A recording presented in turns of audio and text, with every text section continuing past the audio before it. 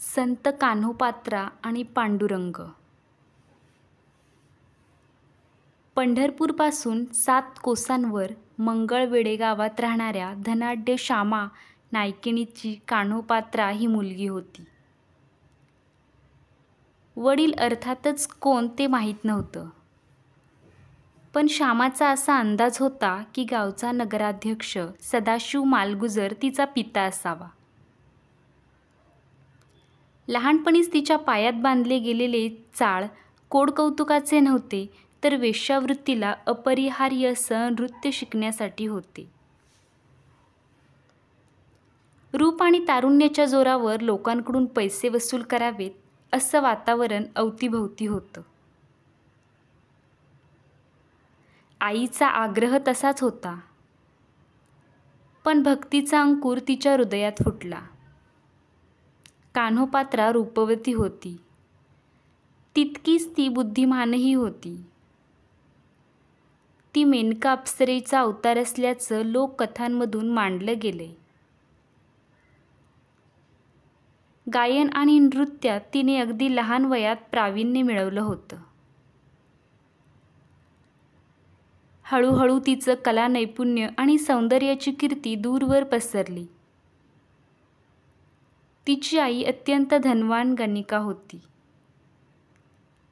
महालासारखा त्यांचा भव्य प्रसाद होता. अनेक दासी तिच्या सेवेला तत्पर होत्या. श्यामाने कान्होपात्रेच्या शिक्षणाची चोख व्यवस्था केली होती. कान्होपात्रेने आपला गाणिका व्यवसाय पुढे चालू ठेवावा, राजदरबारी रुजू व्हावं असं श्यामाला वाटत होतं. तर कान्होपात्रेला त्याची किळस वाटत होती.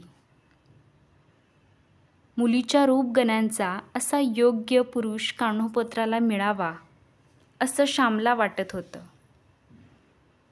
पण कान्होपात्रेनं आईला स्पष्ट सांगितलं की माझ्यापेक्षा रूपवान पुरुष असेल तर मी त्याच्याजवळ राहीन, विवाह करेन. ही अट अर्थातच कठीण होती. मंगळवेढ्याचा एक धनाढ्य व्यक्ती सदाशिव मालगुजर याची नजर कान्होपात्रेवर पडली. त्याने कान्होपात्रेचं नाचगाणं बघण्याची इच्छा व्यक्त केली. श्यामाने काहीतरी सांगून कान्होपात्रेला कसंबसं सदाशिवसमोर आणलं. त्याची विषारी नजर तिच्यावर पडली. याच्यासारख्या नीच माणसाच्या इच्छेखातर आपण गायन नृत्य करणार नाही असं तिने तिच्या तोंडावर सांगितलं. भडकलेल्या सदाशिवने सूडसत्र सुरू केलं.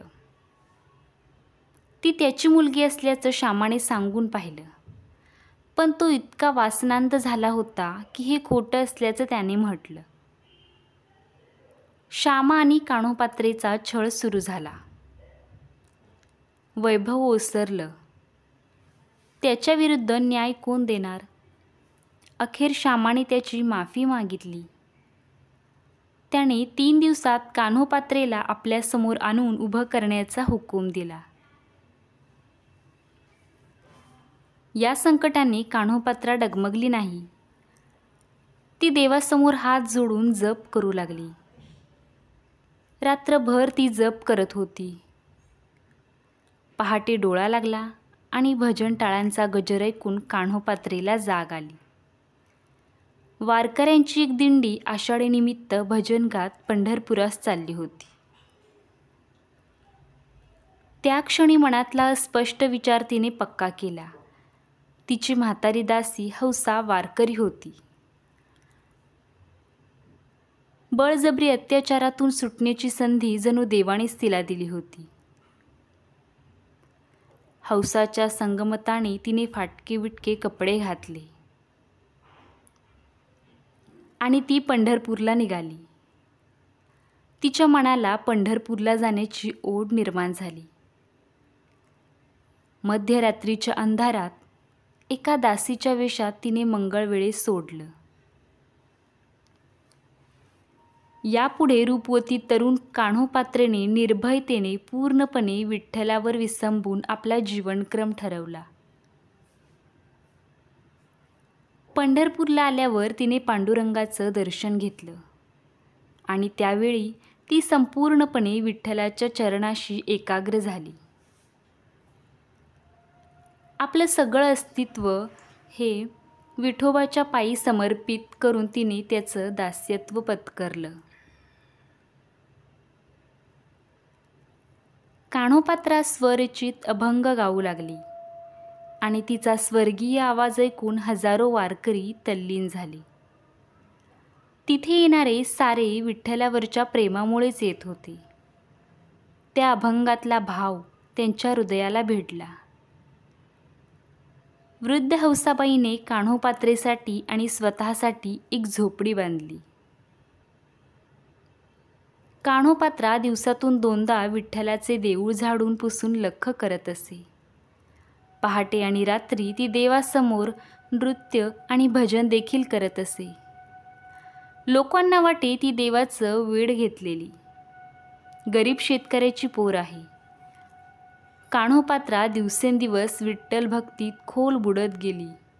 सर्व लोक तिचा आदर करू लागले. भोगविलासाची इच्छा तिला नव्हतीच.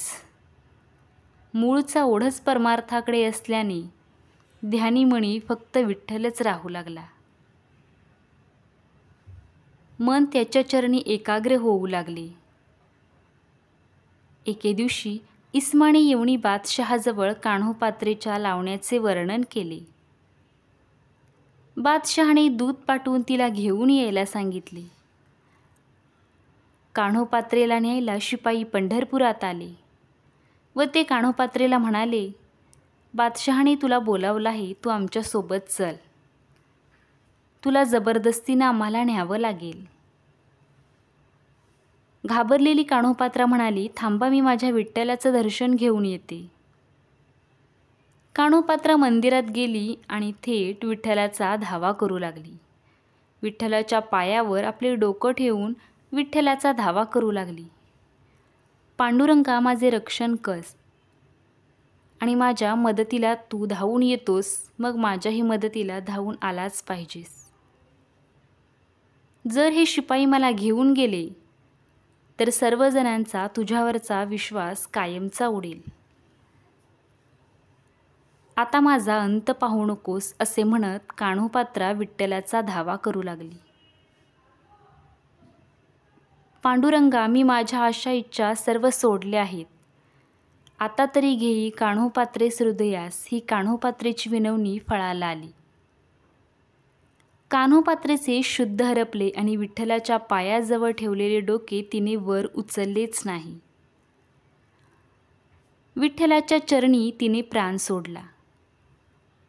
मंदिराच्या पुजाऱ्यांनी हे पाहिल्यावर त्यांनी घाई गडबडीने कान्होपात्रेला देवळाच्या आवारात दक्षिण दारी पुरले आणि काय चमत्कार, लगेच तिथे तरटीचे झाड उगवले. विठ्ठल मंदिराच्या आवारात आजही तेथे तरटीचे झाड आहे. कान्होपात्रेला मंदिरात समाधी घेण्याचं भाग्य लाभलं. विठ्ठलाच्या सानिध्यात मंदिराच्या परिसरात महाराष्ट्रातील फक्त एकाच संताची समाधी आहे, ती म्हणजे संत कान्होपात्रा. कान्होपात्रेच्या अपूर्व भक्तीने अखेर तिला सर्वातून मुक्ती मिळाली. विठ्ठलाचे पाय न सोडता त्यांच्या चरणी सहज देहत्याग घडावा हे पराकोटीच्या भक्तीखेरीज अशक्य होतं. कुणी गुरु नाही, काही परंपरा नाही, भक्तीचं वातावरण नाही, अशा परिस्थितीत केवळ आपल्या भक्तीने तिने ईश्वर प्राप्ती करून घेतली. म्हणून कान्होपात्रा अद्वितीय ठरते. तिच्या भक्तीमुळे समाजही तिच्या पायाशी नतमस्तक झाला आणि तिला संतपद मिळालं.